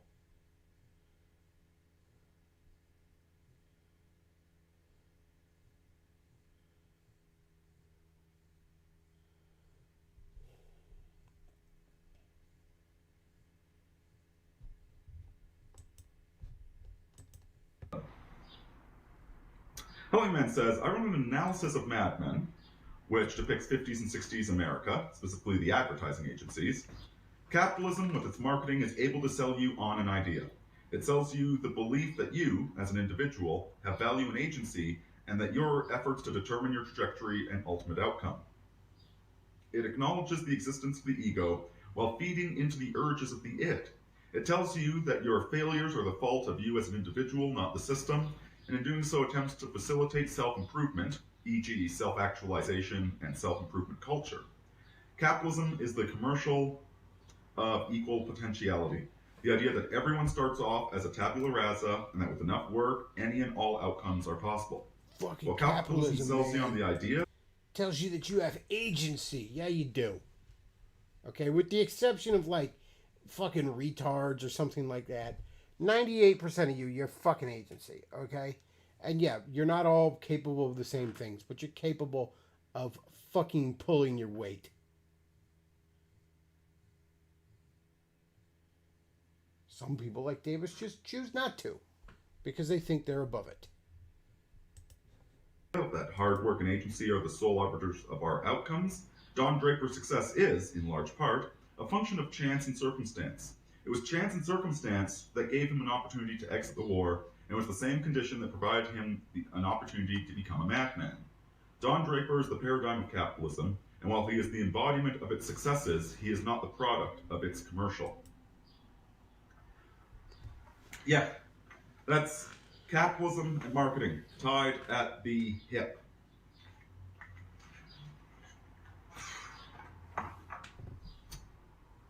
The dog doesn't care what beer you drink. The dog doesn't care how expensive your suit is. The dog doesn't care. Davis, the only reason you have that, well, right now the reason you smoke is because you are a drug addict. You are addicted to cigarettes. You are addicted to nicotine. And you rationalize that as this vice somehow being a virtue. But the reason you started smoking, like basically everyone else who started smoking, Davis, is because a bunch of ad executives convinced you that it fucking looked cool. A bunch of Hollywood movies convinced you that it fucking looked cool. It doesn't. Never really did.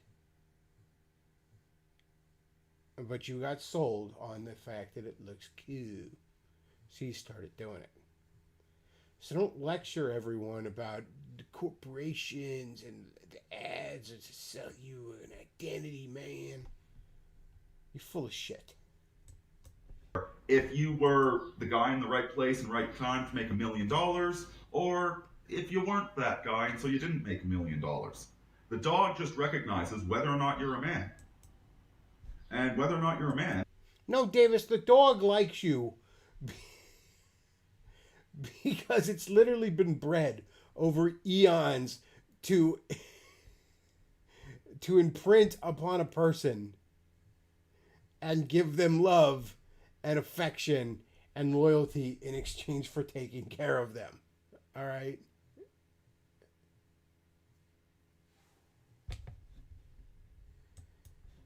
Is up to the... Here's the thing, like, you can't control the world, right? For instance, none of us are astronauts because there's no space shuttle anymore, right? So you can try as hard as you want to be an astronaut. Until we get a moon base, you're not going to be an astronaut. There's still a space program, and there's the fucking Elon Musk. No, Davis, you're not an astronaut because you're because you're... I mean, first of all, I doubt you could... What's that test where you blow into the fucking... Where you blow into, like, the fucking beaker of water and get the ball to raise or something. And there's no way you have the lung capacity to pass that. So that alone, that test just topped out my head disqualifies you. We're the product of all these social forces, this environment, and we have very little control over any of it. What we do have control over is how we respond to the things around us. Do we seek to develop ourselves? Well, somebody's developed themselves. They're going to be a man, regardless of their circumstances. The external trappings matter very, very little. Davis, you are all about the external trappings. And again, don't lecture us on being a developed man when you can't hold down a job, when you can't support your own weight, or won't. All right, guys, I am burning out. So here's what I'm going to do. Because again, I do got to work on that writing project tonight. And it's Thursday. I want to catch the new episode of Doom Patrol. And there's some other shit I want to do. So I'm going to give this a few more minutes. And if the super chats don't come rolling in, then we're going to wrap it up. That's right, folks. I'm holding the continued content hostage. You're gonna cough up them super chats and we'll keep going. Otherwise, we'll call it a night. So we'll go for a little bit longer.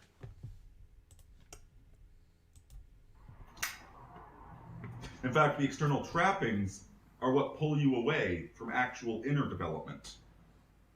But yeah, that's what capitalism does. It markets an identity and everything becomes an identity. Fucking capitalism, man.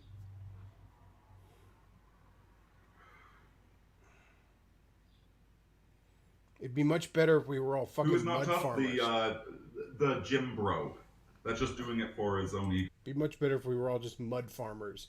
Fucking serfs. Toiling away for the glory of the Catholic Church. That'd be much better. Go.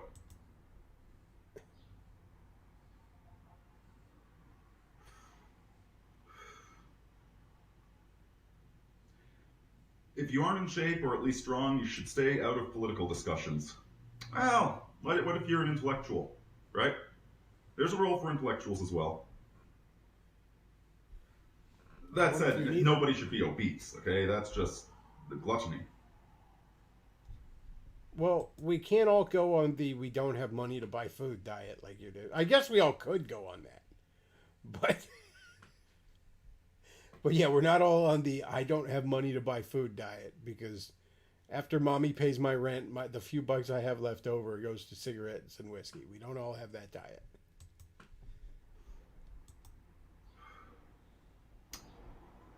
See, Travis Bickle and the Joker, these are not positive identities. But here's the thing. When you're seeking after a narcissistic identity, it doesn't matter what it is. Really? The Joker's not a positive identity? I didn't realize that. I didn't realize the murderous, insane clown was not the character I'm supposed to idolize. Granted, way too many people fucking do, but... As long as you have the identity. And so this is why a lot of people will glom on to Bickle and glom on to the Joker without doing any thought. Is this a positive identity? Is this a life I want to live? Does this accomplish anything good? Does it actually help civilization? No. No, they're so desperate for any identity that they'll glom onto that one.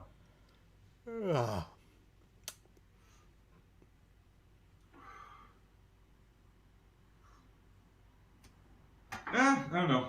Here's the thing. I don't know anything about Andrew Tate. All I know is that his YouTube channel is about selling an identity. You know what, dude? Go check out. Sorry, I'm gonna mute. You know Wolf of Wall Street? Yeah, Wolf of Wall Street. That's great. David, you have to read the comment, okay? For people that are watching it later, you have to read the comment, then respond to it. All right? Whatever, right? He's not trying to impress you. Look at my. Even sometimes you can be like, "That's right, chat. Blank, blank, blank, blank, blank. That's right." But you're still reiterating what the chat said. You don't just respond to what the chat said without fucking reading or reiterating it. Do you know how many people, like, content like this is largely audio? But it's going to be the sort of thing where, like, he rather than writing on a whiteboard with his messy handwriting, you're going to have nice fonts, nice readability, better organization. Okay, whatever. What the fuck was I going to say there? Oh, this sort of content is largely audio, all right? A lot of people are listening to this when they're in the car or they're working or they're whatever, all right? And it just... Have you heard of Jesus? Or responding to chat like that, it just doesn't work for that kind of content. Thank you very much for the super chat. Eldritch Fan, he sends $5. Says keep going at least until he talks about Marvel movies. Yeah, supposedly he does. Because of course he does. Because of course he does. This motherfucker... I have owned literally thousands of Marvel comics in my lifetime. No exaggeration. Thousands. All right? Well into the 4 digits of Marvel comics in my lifetime. And boxes and boxes. I don't have a lot of them now. I did sell a lot, and I don't keep a lot and all. But I don't talk about Marvel this fucking much. And certainly not the movies. We'll get to it. We'll get to it when we get to it. Let's keep going. But not bullshit. Whereas this Tate guy, maybe he is a real man. I don't know who he is. All I know is that video I saw was selling bullshit. Cool. Which, hey, there's a market for bullshit, so good for him. Should bring him into the free folk. But he's not being genuine in those videos. Right? He's playing a character. He's an action movie hero. Talking about somebody not being genuine.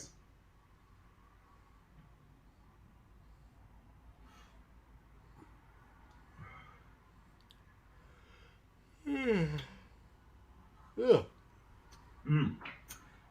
Like John Gotti says, I would make a far better living if I sold snake oil alpha male courses on the website instead of hanging out with with these dorks. Yeah, exactly. I'd lease a sports car for $500 a month, right? Make sure I always had a professional videographer. Do multiple takes so it's all the best angle. Here in my garage. I'd find some narcissistic woman that had her own game that she was playing on me, but she would look really good on my arm. I could do that. Probably make a lot of money on it. Couldn't live with myself, though. Come on. And you know what? All my friends, the people whose opinions of me matter a lot, they would all lose respect for me. Who are these people that are still left? But no, Davis, let's be real. That's what you tried to do, okay? Maybe not that exact hustle with the sports car and all, but you tried to do your hustle of your bullshit character on YouTube. And it didn't work. Eventually it petered out.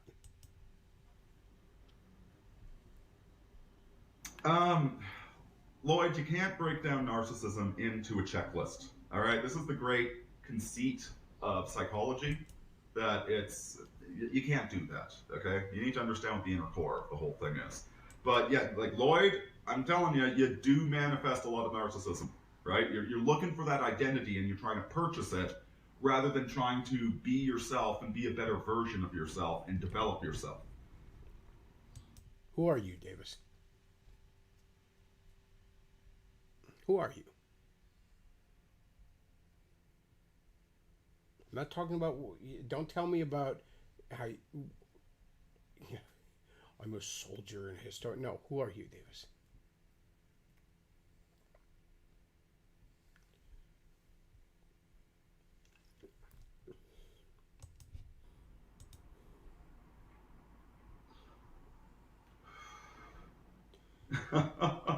You're not the most humble man, John Gotti. That would be me. Oh, the bear in the woods. Children imitate Marvel movies. When they grow up, they become narcissistic. Nobody has powers. You're not a special snowflake like Peter Parker or Harry Potter. Yeah, that's the thing. There have been some spin-offs of the superhero genre that are kind of interesting, where they actually, like, what would somebody do with these superhuman powers? And it usually becomes a tragedy. Whereas Marvel movies just goes on and on and on, and it's just too, I can't deal with it. But you can talk about it every fucking day. It has to end in a tragedy or it's not a deep story. What a basic bitch take. Alright, so this is where we wanted to get to. Marvel movies are narcissism. This is another thing he goes on about all the fucking time. First of all, cards on the table.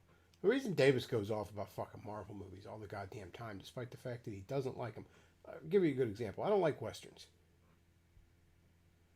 Aside from using that as an example of something I don't like, when do you ever hear me fucking talk about Westerns? Do you ever hear me going into vivid detail about the flaws of the genre of Westerns? Even Star Wars, I don't go into it. Like, I don't like Star Wars.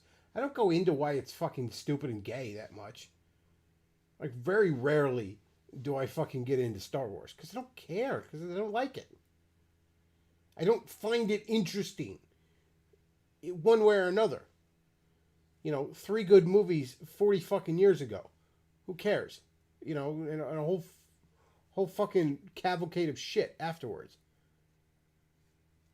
I don't find it worth talking about generally. Davis goes on about Marvel movies all the butt fucking time because he thinks that hurts me. It is his passive-aggressive way. And I know this sounds arrogant, but let's be real. I'm fucking right here. It is his passive-aggressive way of taking a stab at that Retzloff, fucking Protestant.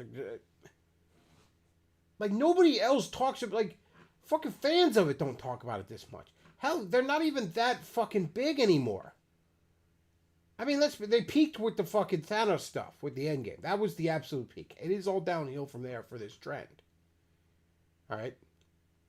Yeah, they still make good money. They're still pretty solid movies.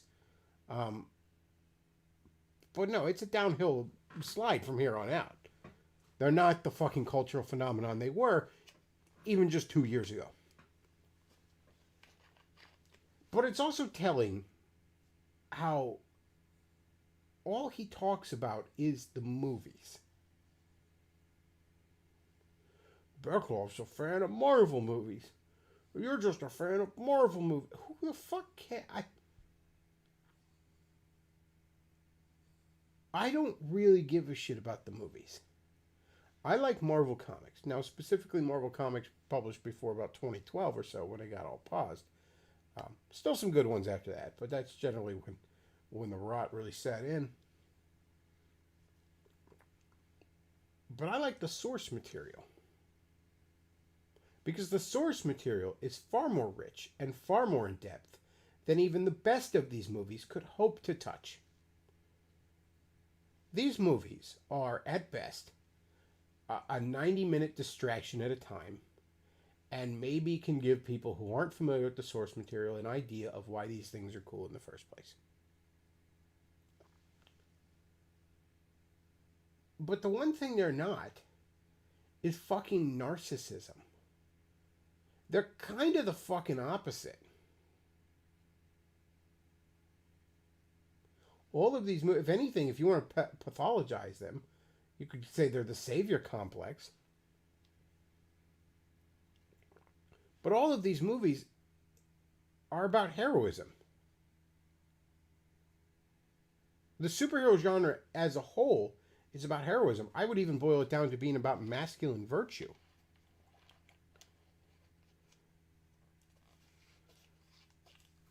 You know, virtually every one of these, you know, Spider-Man at its core is about responsibility. Something like The Punisher at its core is about vengeance. Something like Batman is more about justice. I could even be kind of corny and say something like the Avengers or the Justice League is about the idea of teamwork, that sort of band of brother mentality you get in the military, where a group of very, very different people are bound together almost sacredly by a mission. Something like Fantastic Four explores the the virtues of family. Something like X-Men explores the, identity politics and racial tensions and not giving in to hatred even when you yourself are hated.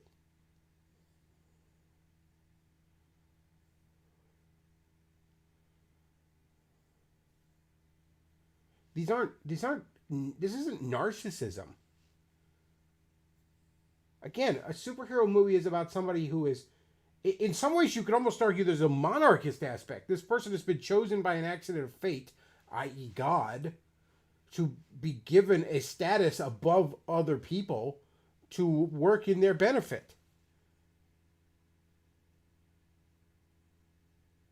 As many others have pointed out, there's something almost inherently very reactionary about the core of the superhero genre.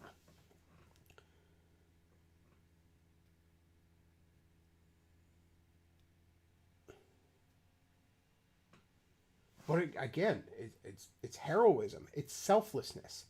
But see, Arini doesn't understand selflessness.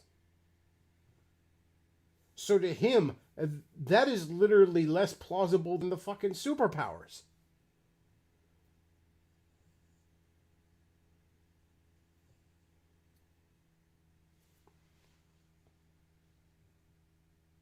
Once again, though, going on about the movies, who the fuck cares? You know what's better than any of the fucking Avengers movies? George Perez and Kurt Busiek's run on Avengers from 1998 to 2004.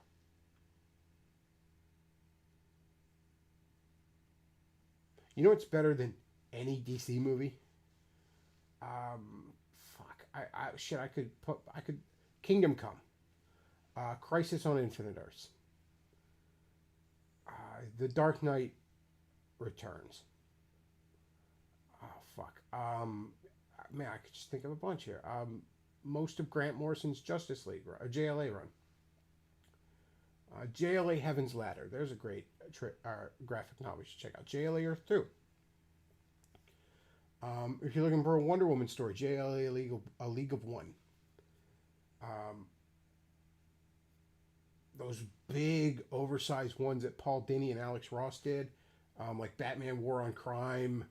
What were the rest of them called? I think it was Wonder Woman was Power of Hope or something like that. Those, all better. All better than basically any DC movie.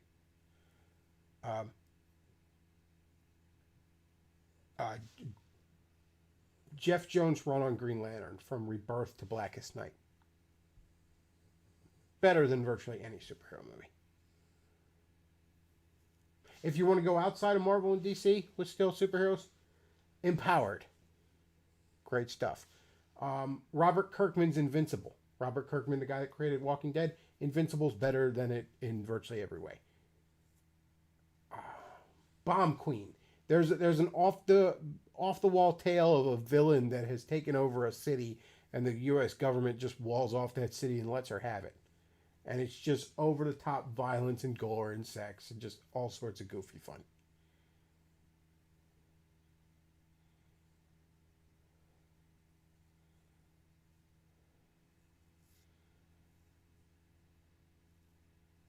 Forney says you could make the argument that Marvel movies are the closest things we have to modern tragedies.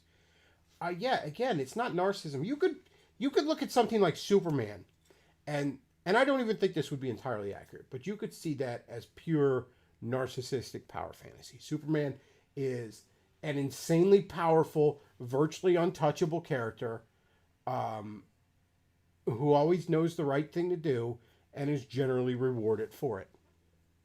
The people love him, the governments all love him, the media loves him. But you look at some of the other characters, you look at a lot of the Marvel characters in particular, you look at characters like Spider-Man and the X-Men, for example. You have heroes that stand in the gap and protect the innocent, even though they're generally despised by the general public, or in Spider-Man's case, maybe not the general public, but distrusted by the cops and slandered by the media.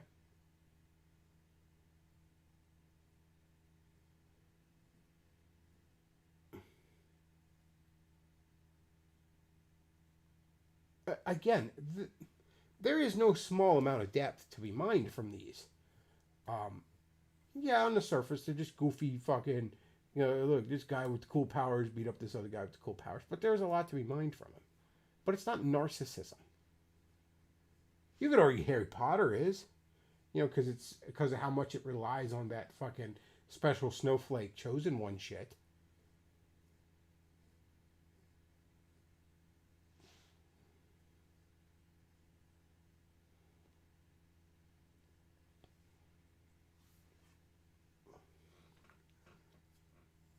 No, the movies are a pale fucking shadow of the source material, the richness of the fucking source material.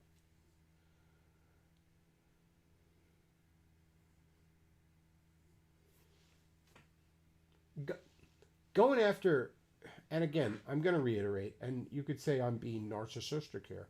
Davis goes after Marvel movies all the fucking time because he thinks it's a stab at me. I don't care if you don't like movies. Okay, whatever. You don't like them, you don't like them. Like Forney doesn't like them. All right? Forney and I are buddies. Forney, when he has criticisms of them, are usually a lot more thought the fuck out.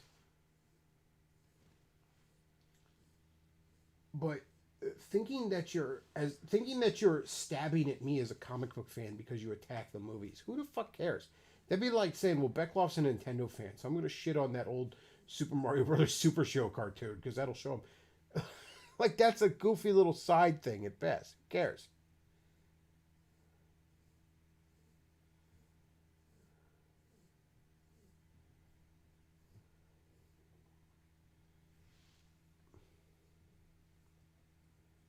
But also, like,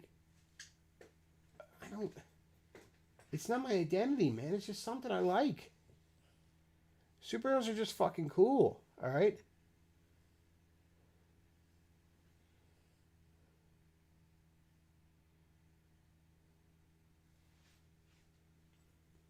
Like, Spider-Man's just fucking cool. Hell, before One More Day tarnished that brand, probably forever, that was my favorite fictional thing. But it still wasn't my identity. I just fucking liked it. I adopted it because of narcissism, because it made me look. No. You think being a teenager in the late 90s, early 2000s, like, nobody, no, like, before there was even the Tobey Maguire movie, you think I scored any social points liking Spider-Man?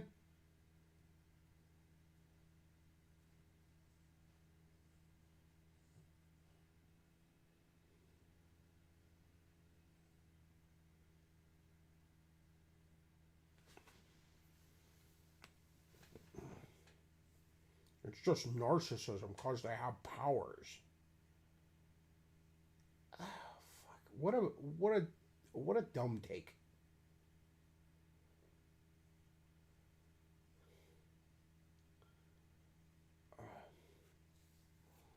Can you believe these superhero movies? These superheroes have superpowers? Yeah, how about that? It's almost like an exploration of what people would do with power beyond other people is sort of part of the point of the genre. Again, man, I could sit here and give you all, like, recommendations till I'm blue in the face of, like, read this, read that. It's,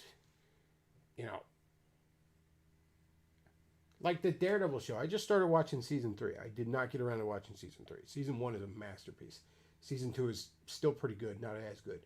I started season 3, watched episode 1, haven't gotten around to watching the rest of it. Liking it so far, though. I could give you lists of Daredevil comics that are far better than even season 1.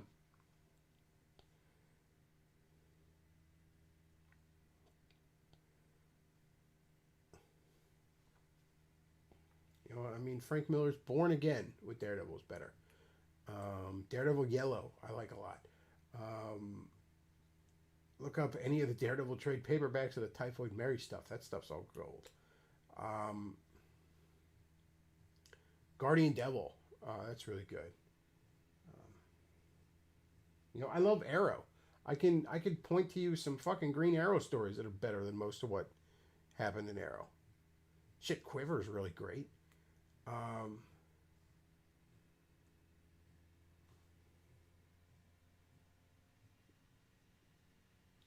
The source material is incredibly rich and incredibly fascinating. And just full of so much more depth than anybody gives it credit for. And you know what? The movies are always going to be a pale shell of that. Because, I mean, even the Marvel movies, okay, you've had 20 movies, but 90 minutes at a time? How much can you really do? Even a show that goes on for 5, 6, 7 years, how much is it really going to be able to do?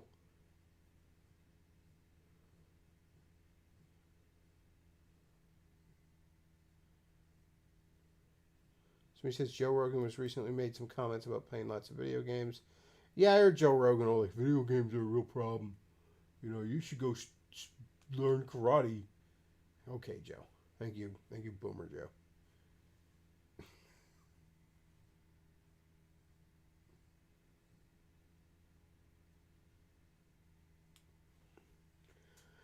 All right, well, I think I'm going to wrap this up. Because, again, I do got to get to some writing, folks. And we did get as far as the Marvel movies as the one Streamlabs said. So unless I'm getting some other Streamlabs, I think we're going to wrap this up. I'll give it another minute or so. In case one of you wants to cough up the ducats. But otherwise, I think we'll wrap it up. Next few days, probably over the weekend, I want to do... we're going to watch either Food Fight or Wow Wow Wibble Wuzzle. What is it called? God, and I know a lot of you haven't heard. Unless you watch Cinema Snob, you've never fucking heard of it. But I want to look up the name. I want to actually fucking say the name before we get out of here. What is this called? Okay, so, sorry. Okay, so it's called In Search of the Wow Wow Wibble Woggle Wazzy Woodle Woo.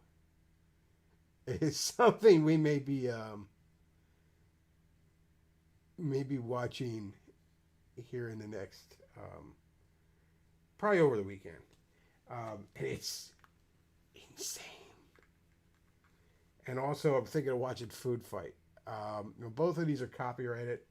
I mean, but I don't care if we're going to share your monetization or something. I don't think it's the kind of... They're not the sort of companies that are going to fucking slam me with, blocking the video. So, fuck it. We're going to watch those things, and we're going to hopefully have a fucking grand old time searching for the Wow Wow Wobble Woodle Wuddo whatever. And,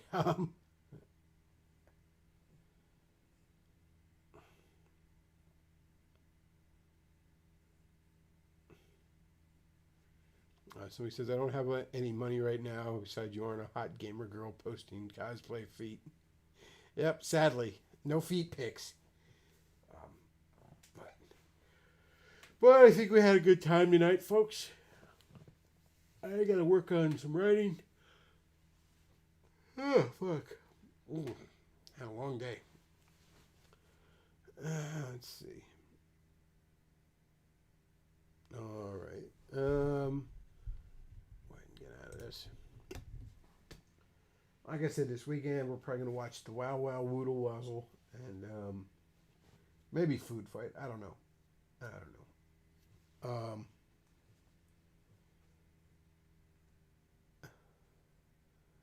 Somebody says, I'll figure out Streamlabs. You said you didn't have to set up an account, but I couldn't find anywhere to put bank info. Use PayPal if you have PayPal. That's how I use Streamlabs. Just go ahead and pay with PayPal. I don't even know if you can pay with bank info, to be honest. I never have, so I couldn't tell you. All right, folks. Oh, fuck. Tired. Like I said, long day. That's about all we got for tonight. I want to thank you all for listening. Beck Loff out.